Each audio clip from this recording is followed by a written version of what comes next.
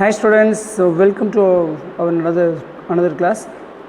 So today we will discuss about some topic.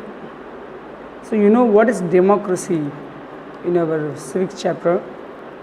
So democracy is the people are creating their own government. It's called the people democracy. So in the world we have so many of various departments and different governments we have. So like in democracy, aristocracy, theocracy, holicracy, and then some dictatorship. So many of governments in the world. Okay, so what is the modern form of the government? So the modern form of the government is the democracy. So before we are all governed by the monarchical government. So mono means single, you already know about it. Mono means single. A family is governed to the our country. Okay, so like a king family, so his son is the next king and then his son is the next king. So it's called the monarchy. So முடியாட்சி அப்படினு சொல்லுவாங்க. So now we discuss about the other forms of government, and these forms of government are so totally different. Between the one man is power ruling in the monarchical government is called the king. Okay, so if the same like the dictatorship is also same like a monarchy. Okay, so dictatorship is means in Tamil language is sarvadhigaram அப்படினு சொல்வாங்க. So a sarvadhigari அப்படினு சொல்லக்கூடிய a dictatorship is single man rule all the government organs, and then the government all the aspects he only so having all the rights. So like he only to create some laws, and then he only some maintain the justice of the whole country. So many of reasons. Okay, like Hitler is also considered as one of the famous dictator in the world history. So why the dictatorship is so dangerous? So how the Hitler captured the whole Germany on his under the feet? அவர் எப்படி வந்து Germany ஃபுல்லாக வந்து அவருடைய control கொண்டு வந்தார். And then அவரை மட்டும் ஏன் வந்து ரொம்ப ஃபேமஸான ஒரு சர்வாதிகாரி அப்படின்னு சொல்கிறாங்க, அதை பற்றி தான் வந்து இந்த லெசனில் பார்க்க போகிறோம். The lesson topic name is Nazism and the rise of Hitler. Okay, so before we are discuss about this lesson, please subscribe our channel for our latest updates. Okay students, so let's we start. So in 1945, a spring season, the 11-year-old boy called Helmut is a 11-year-old boy. So his father taking some or prominent physician. So and then he was lived in a very good family. So at the time, at one night, the father told, his father spoke about the fearing about the revenge, saying, now the allies will do us what we do to the Clifford and Jeeves. So ஒரு நாள் night வந்து அவர் பேசிகிட்டு இருக்காரு அவனுடைய பையன்கிட்ட, நம்ம வந்து ஒரு பெரிய ரிவெஞ்ச் வந்து சந்திக்க போகிறோம் அப்படின்னு பேசிட்டு இருக்காரு. அதாவது என்ன சொல்கிற அப்படின்னா, நம்ம அலைஸ் கண்ட்ரிஸ்க்கு வந்து நம்ம செஞ்சதும் ஜீவ்ஸ்க்கு நம்ம செஞ்சதும் நம்ம ரிட்டர்ன் வரப்போகுது அப்படின்னு ஒரு பயம் வந்துருக்கு அப்படின்னு சொல்லியிருந்தார். அண்ட் தென் என்னாச்சு அப்படின்னா, ஸோ நெக்ஸ்ட் டே பார்த்திங்க அப்படின்னா அவர் வந்து ரொம்ப ஹாப்பியாக அவங்க குழந்தைங்க கூட ரொம்ப சிங் பண்ணிவிட்டு சாங்ஸ்லாம் பாடிட்டுருக்காரு. அண்ட் தென் நெக்ஸ்ட் டே பார்த்திங்க அப்படின்னா ஹெல்முத்தோடைய ஃபாதர் வந்து ஷூட் ஹிம்செல்ஃப், அவர் வந்து தற்கொலை பண்ணிக்கினார் அப்படின்னு சொல்கிறாங்க. So Helmut's father shoot himself in his office. Helmut remembers that he saw his father's bloody uniform being burned in the family's fire scoop. So transmitted was he by what he did, he had overhead and then what had happened. So அவன் think பண்ணுறான் ஹெல்முத், so என்னவா இருக்கும் அப்படி, என்னோட uniform துவச்சிட்ருக்கு, uniform வந்து எரிஞ்சிட்ருக்கு அவங்களோட ஃபேமிலியில் வந்து. இப்போது நீங்கள் பார்த்து தெரியும் யூரோப்பியன்ஸோட வீட்டிலலாம் பார்த்திங்க அப்படின்னா ஃபேமிலிக்கு வந்து எரிக்கிறதுக்கான ஒரு இடம் இருக்கும். ஸோ அவங்க அந்த குளிர் இருந்து தப்பிக்கிறதுக்காக ஸோ அந்த இடத்துல அவங்களோட யூனிஃபார்ம் வந்து எரிஞ்சு கிடக்குது. ஸோ ஆல் த இது என்னவாக இருக்கும் சொல்லி பார்க்கும்போது S So Helmut's father, he was here the supporter of Nazi, the supporter of the Adolf Hitler. அவர் வந்து ஒரு தீவிர நாசி வெறியர். ஸோ தீவிர வந்து நாசியில் வந்து இருக்கக்கூடிய ஒரு முக்கியமான ஒரு மெம்பர். ஸோ அந்த வந்து என்னாச்சு அப்படின்னா, இந்த யூரோப்புடைய ஆல் கண்ட்ரீஸில் நீங்கள் செகண்ட் வேர்ல்டு வார் தெரியும். செகண்ட் வேர்ல்டு வாரில் so German one team, the another team is England. So England and then he's friendly countries and then German உடைய friendly countries. அப்படி ரெண்டு டீமாக இருக்கும்போது பார்த்திங்க அப்படின்னா, ஸோ இங்கிலாண்டுடைய டீம் ஸோ அவங்க வந்து வின் பண்ணுற ஸ்டேஜில் இருக்காங்க. And then Russia is the one of the participated. அவங்க எந்த டீமில் இருக்காங்க அப்படின்னா, இங்கிலாண்டோட டீமில் இருக்காங்க ரஷ்யா. ஸோ ரஷ்யாவுடைய கூட்டுப்படைகள் பார்த்திங்க அப்படின்னா, ரஷ்யா அண்ட் தென் அதர் கண்ட்ரிஸோடைய கூட்டுப்படைகள் வந்து so they will B captured Germany. So அதனால் ஹிட்லர் என்ன பண்ணுவார் அப்படின்னா சூசைட் பண்ணிக்குவார். ஓகேங்களா. ஸோ ஏன்னா பிகாஸ் த செகண்ட் வேர்ல்டு வார்க்கான ஒரு முக்கியமான ரீசன் வந்து ஹிட்லர் அப்படின்னு சொல்லுவாங்க. ஓகேங்களா. ஸோ அப்படி நாசிசம் வந்து தோக்குற நிலைமையில் இருக்கிறதுனால இந்த ஹெல்மத்துடைய ஃபாதர் வந்து நம்மளை ரிவெஞ்ச் எடுத்துக்குவாங்க. ரிவெஞ்ச் அப்படின்னா என்ன சொல்லுவாங்க அப்படின்னா, பழிக்கு பழி வாங்கிடுவாங்க அப்படின்ற ஒரு பயத்திலே அவர் வந்து சூசைட் பண்ணிக்கிட்டார். ஸோ ஹிட்லரும் அப்படி தான் வந்து சூசைட் பண்ணிக்குவார். ஸோ எப்படி வந்து இந்த நாசிசம் அப்படின்ற ஒரு பார்ட்டி வந்து ஹோல் ஜெர்மனி வந்து பிடிச்சிச்சு. So how the Nazism is captured the whole Germany and then how the Adolf Hitler became a powerful dictator in the world. So அதை பற்றிலாம் இந்த லெசனில் பார்க்க போகிறோம். ஓகேங்களா. ஸோ அந்த நெக்ஸ்ட் May 1947 அப்போ Germany surrendered by the Allies countries and the anti-setting was the Hitler and then propaganda minister Goebbels and his entire family was suicide. அந்த May 1945 அன்றைக்கி வந்து 45 அப்போ ஜெர்மனி வந்து சரண்டர் ஆகிடுச்சு. So I am not belonging to participate in the second world வார் அப்படின்னு சொல்லிட்டு அவங்க வந்து சரண்டர் ஆகிட்டாங்க. அந்த நெக்ஸ்ட்டு பார்த்திங்க அப்படின்னா, ஹிட்லருடைய சப்போர்ட்டர்ஸ் எல்லாமே ஒருத்தர் அங்கங்கே வந்து சூசைட் பண்ணிக்கிறாங்க. பிகாஸ் அவங்களுக்கு வந்து they will be getting some fear about so நம்ம வந்து ரிவெஞ்ச் எடுக்கப்படுவோமோ அப்படின்ற ஒரு பயம் வந்துடுச்சு. அதனால் ஜெர்மனுடைய முக்கியமான ஒரு மினிஸ்டர், ப்ரோபகண்டா ஒரு மினிஸ்டர் வந்து மிஸ்டர் கோபெல்ஸ் அப்படின்றவர் கூட பார்த்திங்க அப்படின்னா அவருடைய என்டையர் ஃபேமிலியோடு வந்து சூசைட் பண்ணிக்கிட்டார். ஓகேவா. ஸோ இது வந்து என்ன சொல்லுவாங்க அப்படின்னா ஒரு பெர்லின் பங்கர் அப்படின்னு சொல்லுவாங்க. ஸோ பெர்லின் அப்படின்றது ஜெர்மனுடைய தலைநகரம் அப்படின்னு சொல்லுவாங்க. ஓகேங்களா. ஸோ முக்கியமான ஒரு ஊர். அதே நாசிஸ் வந்து அதனுடைய கிரிமினல்ஸ் கூட நிறைய பேர் இருந்துட்டாங்க. ஸோ நியூ வேர்ட்ஸில் பார்த்திங்க அலைஸ் அப்படின்னு கொடுத்துருப்பாங்க. இந்த allied powers was initially led by the UK and France. In 1941 they will join the USSR and USA. ஓகேவா. So they fought against the Axis powers, namely Germany, Italy and German. So German, Italy and German வந்து ஒரு டீமில் இருந்தாங்க. And then UK, France 1941க்கு அப்புறம், அதாவது 1939 வந்து இந்த world war start ஆகும். ஸோ 1941க்கு அப்புறம் USSR சொல்லக்கூடிய ரஷ்யா அண்ட் தென் யூஎஸ்ஏன்னு சொல்லக்கூடிய அமெரிக்கா ரெண்டு பேரும் வந்து ஜாயின் பண்ணிக்குவாங்க. Okay.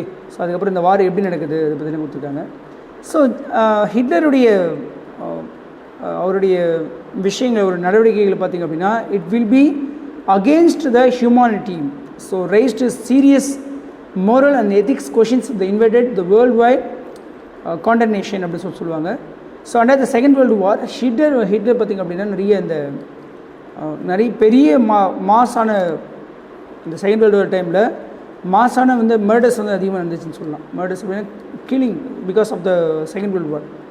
So the number of people killed in 6 million Jews இன மக்கள் வந்து வெறும் 6, அதாவது ஜீவ்ஸ் மக்கள் வந்து 6 million மக்கள் வந்து இருந்துட்டாங்க. 1 million equal to 10 lakhs. So that's why 60 lakhs of Jews வந்து இருந்துட்டாங்க. அண்ட் தென் வந்து 20 lakhs ஆஃப் ஜிப்சிஸ் இறந்து போயிட்டாங்க. 1 million of Polish civilization people. So Poland civilization people 1 million. That's why அது என்ன சொல்ல அப்படின்னா 10 lakhs ஆஃப் பீப்புள் வந்து இறந்து போயிட்டாங்க. And then 70,000 Germans who was considered mentally and physically disabled.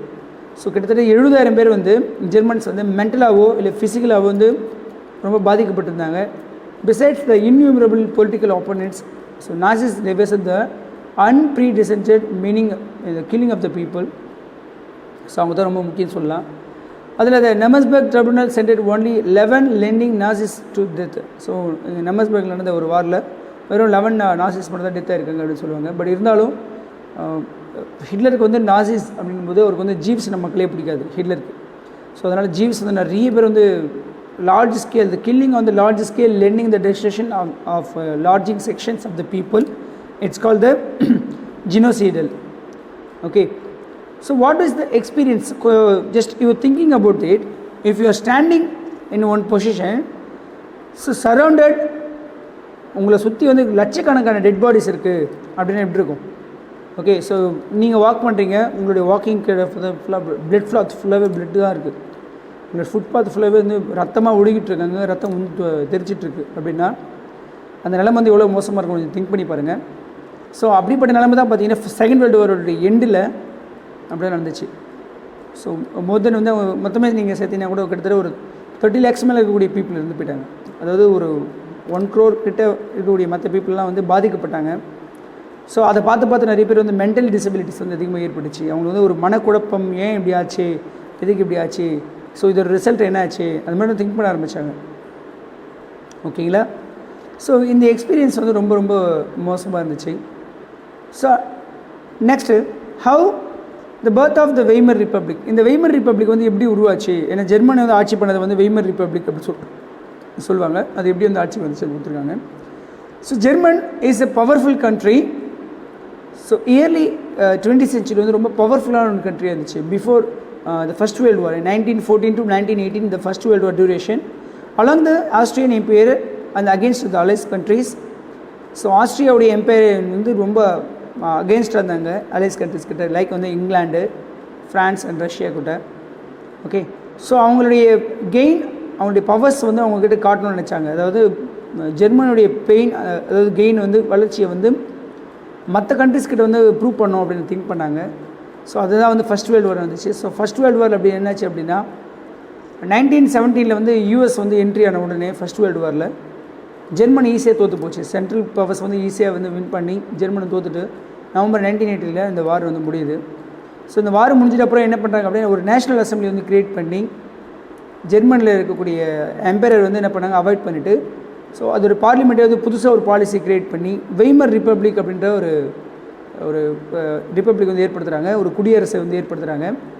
So the disputes war now elected to the German parliament and Reichstag on the basis of the equal and universal votes cast by all adults including women. So என்ன பண்ணாங்க அப்படின்னா Weimar Republic வந்து எல்லாருக்கும் வந்து சமமான வந்து ஓட்டுரிமை கொடுத்தாங்க. So equal rights and then equal ஓட்டுரிமை கொடுத்தாங்க. ஸோ ரைஸ்டாக் அப்படின்னா it's another name of German parliament. So Reichstag is the another name of German parliament. Okay, so in this republic, however, was it not received the own people largely because of the term is forced by the accept to the Germany's defeat at the end of the first world war. So அந்த people வந்து என்ன force பண்ணி வந்து ஒத்துக்க வச்சாங்க, அந்த பீப்புளை force பண்ணி ஒத்துக்க வச்சாங்க அந்த பீப்புள். ஓகேங்களா?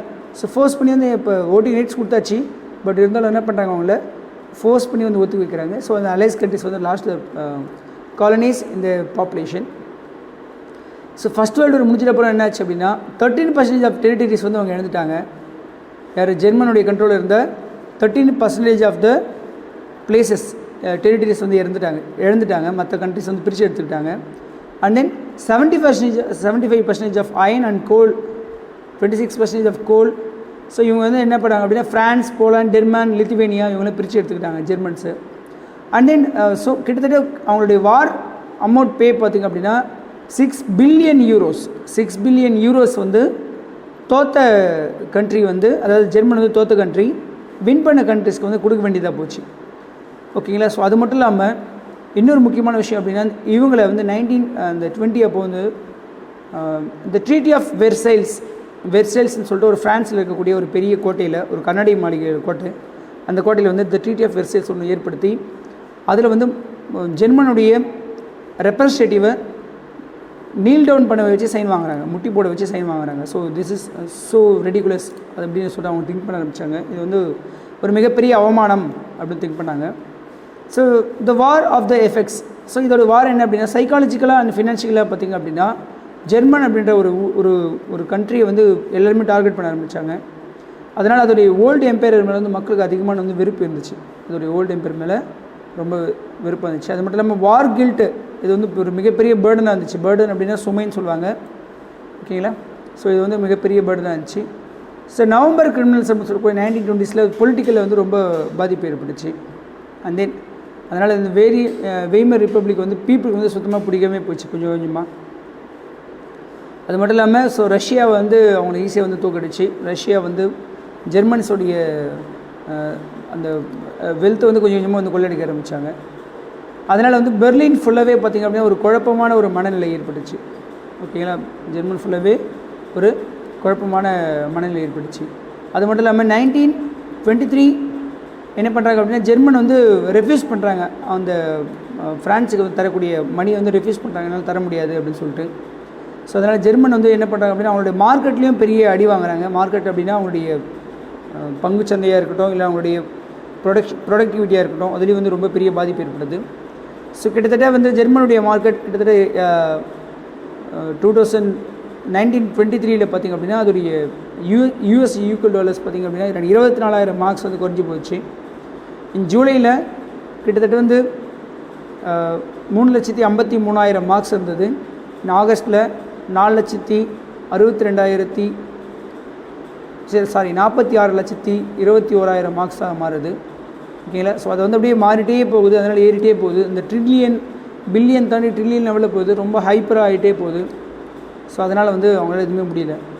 அது மட்டும் இல்லாமல் the years of the depression, so world economic depression 1924 and 28 1930 வரைக்கும் நடக்கும். ஸோ அந்த டைமில் வந்து இந்த வால் ஸ்ட்ரீட் ஆஃப் எக்ஸ்சேஞ்சில் அமெரிக்காவில் ஏற்படக்கூடிய அந்த பங்குச்சந்தையில் ஏற்படக்கூடிய அந்த தாக்கம் வேர்ல்டு ஃபுல்லாக இருக்கக்கூடிய கண்ட்ரிஸ் வந்து அது பாதிக்கப்படும். ஸோ அப்படி பார்த்திங்க அப்படின்னா அந்த டைமில் ஏற்கனவே வார் கில்ட்டியில் பணத்துக்கு வந்து கொடுத்து ஏற்கனவே வந்து ரொம்ப ஏழை இருக்கக்கூடிய ஜெர்மன் வந்து ரொம்ப கஷ்டப்படுறாங்க. ஸோ நிறைய லேண்ட்லெஸ் பீப்புள்ஸ் வந்து உருவாகுறாங்க. நிறைய பேர் வந்து they're called unemployment people. So unemployment people ஆகிறாங்க. So what is Wall Street அப்படின்னா அது பிக்கஸ்ட்டு ஷேர் மார்க்கெட் இருக்கக்கூடிய ஒரு பிளேஸ் வேர்ல்ட்லேயே. வந்து இன்றைக்கி வரலும் வால் ஸ்ட்ரீட் அப்படின்றது அமெரிக்காவில் இருக்கக்கூடிய ஒரு மிகப்பெரிய ஒரு பங்குச்சந்தை. அங்கே தான் வந்து உலக நாடுகளுடைய அதிகமான முதலீடு வந்து அங்கே தான் அதிகமாக இருக்கும்.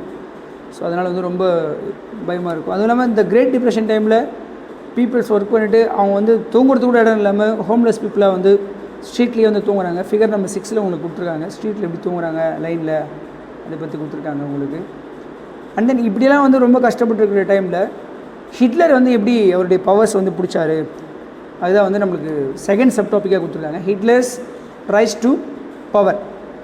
ஸோ ஹிட்லர் வந்து இந்த கிரிசிஸ் நடக்கிற டைமில், so he was born in 1889 in Austria. So இவர் வந்து ஒரு பியூர் ஜெர்மன் கிடையாது. ஏன்னா ஆஸ்ட்ரியா வந்து அப்போது ஜெர்மன்ற ஒரு கண்ட்ரியே இல்லை. 1870s அப்புறம் தான் வந்து ஜெர்மன் அப்படின்ற ஒரு கண்ட்ரியை உருவாகிருக்கும். ஸோ 1889 ஆஸ்ட்ரியா அந்த ரொம்ப ரொம்ப பாவர்ட்டியான ஒரு கண்ட்ரியில் பிறந்தவர். ஸோ ஃபஸ்ட் வேர்ல்டு வாருக்கு அப்புறம் என்னாச்சு அப்படின்னா 1919 அப்புறம் so he started to join the Germans workers party. Okay, Germans workers party வந்து ஜாயின் பண்ணுறாரு.